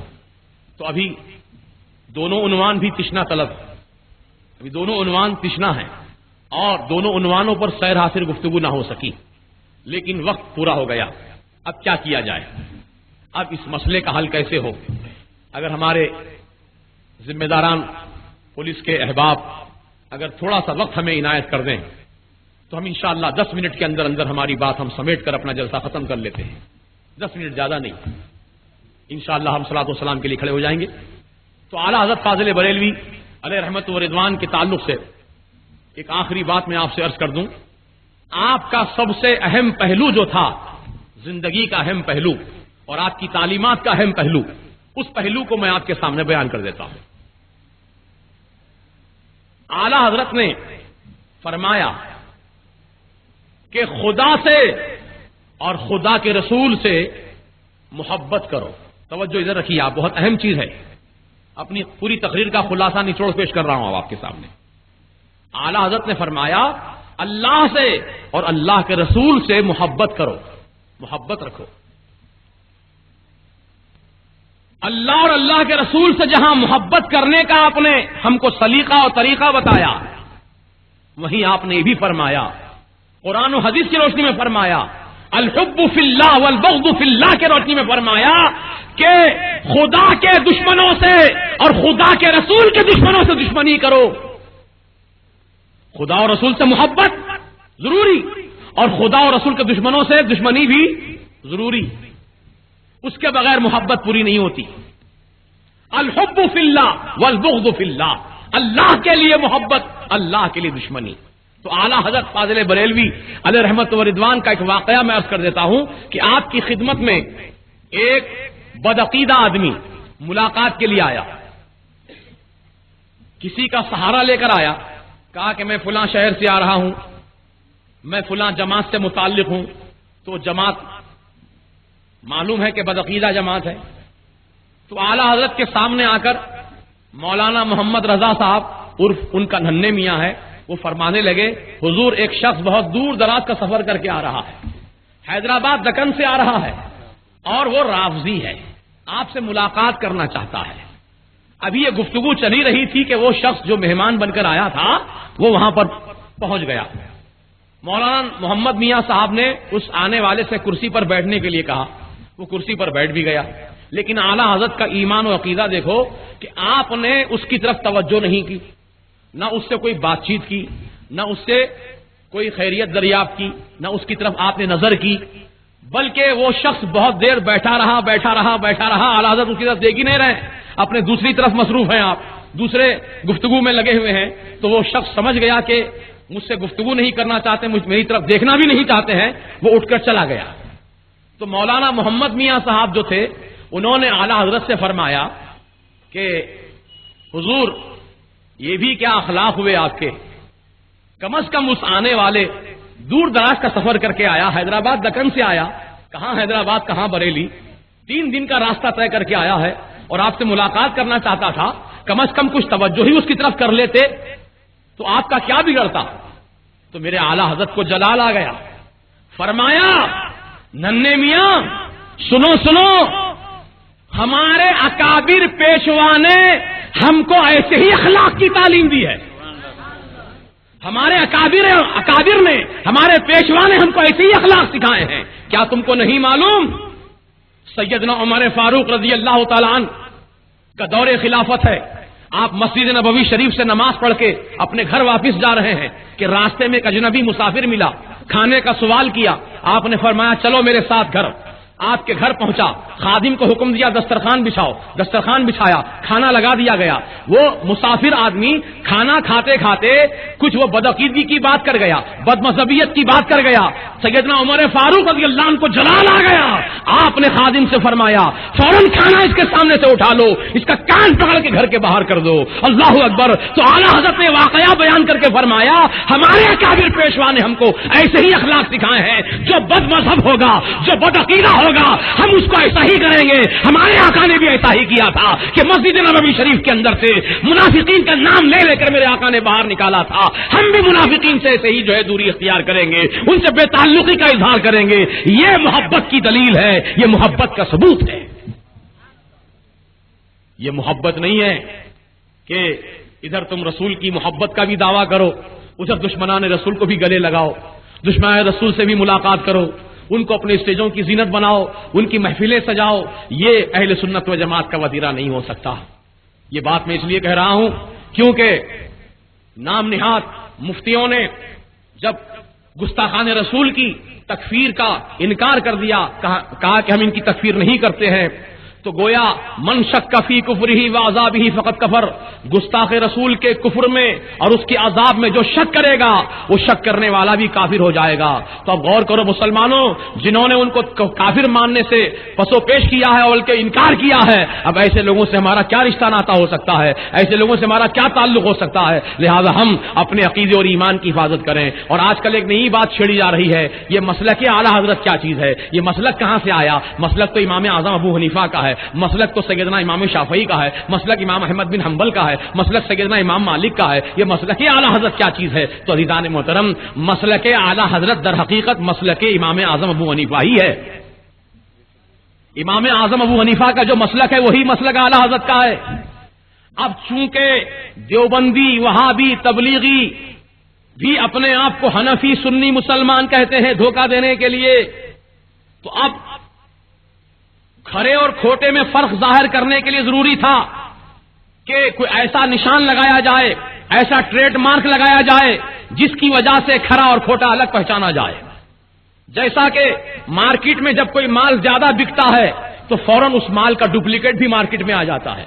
تو اب ڈپلیکیٹ مال کو اور اصلی مال کو پہچاننے کے لیے کمپنی والا اپنا خصوصی ٹریڈ مارک لگاتا ہے اور اس کا اعلان کرتا ہے لوگوں نقالوں سے بچو, ڈپلیکیٹ مال سے بچو, ہمارے اصلی مال کی پہچان یہ ہے کہ اس پر ایسی مہر لگی ہوگی, اس پہ ایسا مونوگرام بنا ہوا ہوگا, ایسا نشان لگا ہوا ہوگا, سمجھ لینا یہ اصلی مال ہے, اور جس پہ ایسا نشان نہیں ہوگا سمجھ لینا وہ کھوٹا مال ہے. تو عزیزو, آج کے دور میں جو وہابی بھی اپنے آپ کو سنی کہہ رہے ہیں اور سنی بھی حقیقت میں اپنے آپ کو سنی کہہ رہے ہیں, تو اصلی سنی میں اور نقلی سنی میں فرق قائم کرنے کے لیے مسلک اعلی حضرت کا مونوگرام لگانا پڑا, ٹھپا لگانا پڑا, تاکہ اصلی اور نقلی میں پہچان ہو جائے, کھرے کھوٹے میں تمیز ہو جائے. کیونکہ اعلی حضرت کا جو چاہنے والا ہوتا ہے, اعلی حضرت کی تعلیمات کو جو ماننے والا ہوتا ہے, وہ نبی کی شان میں گستاخی نہیں کر سکتا, وہ آل نبی کی شان میں گستاخی نہیں کر سکتا, وہ رسول پاک علیہ السلام سے محبت کرتا ہے, عشق کرتا ہے. کیسا عشق کرتا ہے؟ میرے اعلی حضرت کی تعلیمات دیکھو, میرے اعلی حضرت کی خدمت میں جب کوئی حاجی صاحب آتے ملاقات کے لیے تو میرے اعلی حضرت پوچھتے, بتاؤ حاجی صاحب مدینہ شریف گئے کہ نہیں گئے, سرکار کی بارگاہ میں حاضری دی کہ نہیں دی؟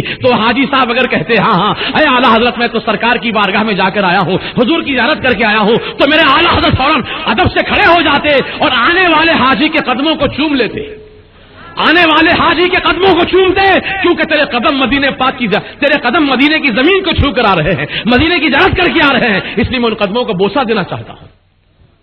یہ ہے اعلی حضرت کا عشق. آپ نے رسول کے عاشقوں سے محبت کی ہے اور رسول کے غداروں سے آپ نے بغاوت کا اعلان کیا ہے.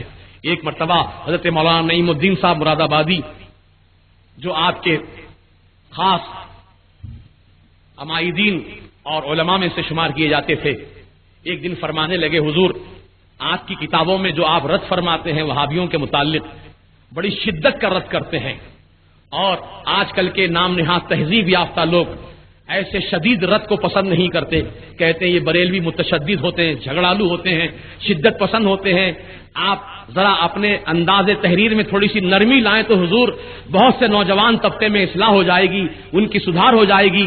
تو اعلی حضرت کے سامنے جب اس طرح کا مشورہ پیش کرنے لگے کہ آپ ذرا رد ان کا شدت میں رد والی شدت میں کمی کیجئے, تو اعلی حضرت کی آنکھوں میں آنسو آ گئے اور فرمانے لگے, مولانا نعیم الدین صاحب آپ کہتے ہیں کہ میں رد نہ کروں, اور رد بھی کروں تو ہلکے انداز میں کروں, یہ نہیں ہو سکے گا, یہ مجھ سے نہیں ہو سکے گا. اگر تم میرے دل کی بات پوچھنا چاہتے ہو تو یہ ہے کہ اگر احمد رضا کے ہاتھ میں میرا مولا اگر تلوار دیتا, تلوار, تو احمد رضا کی تلوار ہوتی اور گستاخ رسول کی گردن ہوتی. لیکن اللہ نے تلوار میرے اختیار میں نہیں دیا ہے, قلم دیا ہے, قلم.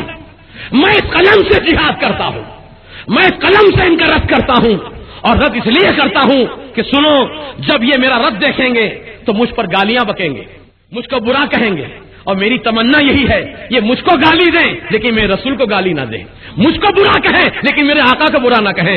جتنی دیر مجھ کو گالی دینے میں لگائیں گے کم از کم اتنی دیر تو میرے آقا کی شان میں توہین نہیں کریں گے. یہی احمد رضا کی تمنا ہے.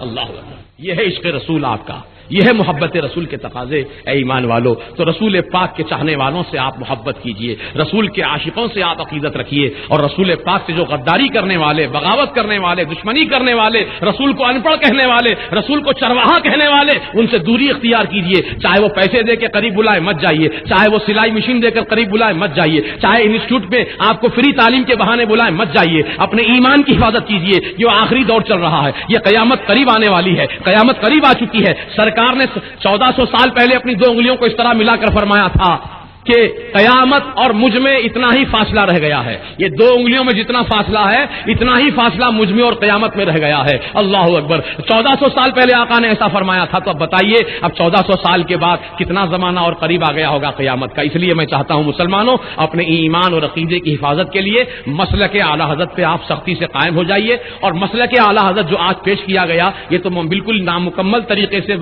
وقت کے تنگی کے لحاظ سے مختصر باتیں پیش کی گئیں. انشاءاللہ آنے والے ہمارے جو تنظیم رضا کے اجتماعات ہوں گے مسجد اللہ میں, اللہ مسجد میں جو مرکز ہے تنظیم رضا مصطفیٰ کا, انشاءاللہ وہاں پر علماء کرام بھی وقتاً فوقتاً آتے رہیں گے اجتماعات میں ہر اتوار کو, اور وہاں پر انشاءاللہ مفصل طریقے سے اعلیٰ حضرت کی تعلیمات اور مسلک آپ کے سامنے بیان کیا جائے گا، اور انشاءاللہ زندگی سلامت رہے تو پھر کسی موقع سے آپ کی بارگاہ میں آنے کی میں سعادت حاصل کروں گا۔ حضرت علامہ مولانا سید معیز الدین اشرفی صاحب جنہوں نے اپنا وقت بھی مجھے عنایت کیا، اللہ تعالیٰ ان کو جزائے خیر عطا فرمائے، اور ان کے علمی فیوز و برکات سے اللہ تعالیٰ عوام الناس کو اور زیادہ سے زیادہ مستفید اور مستنیر ہونے کی توفیق رفیق عطا فرمائے۔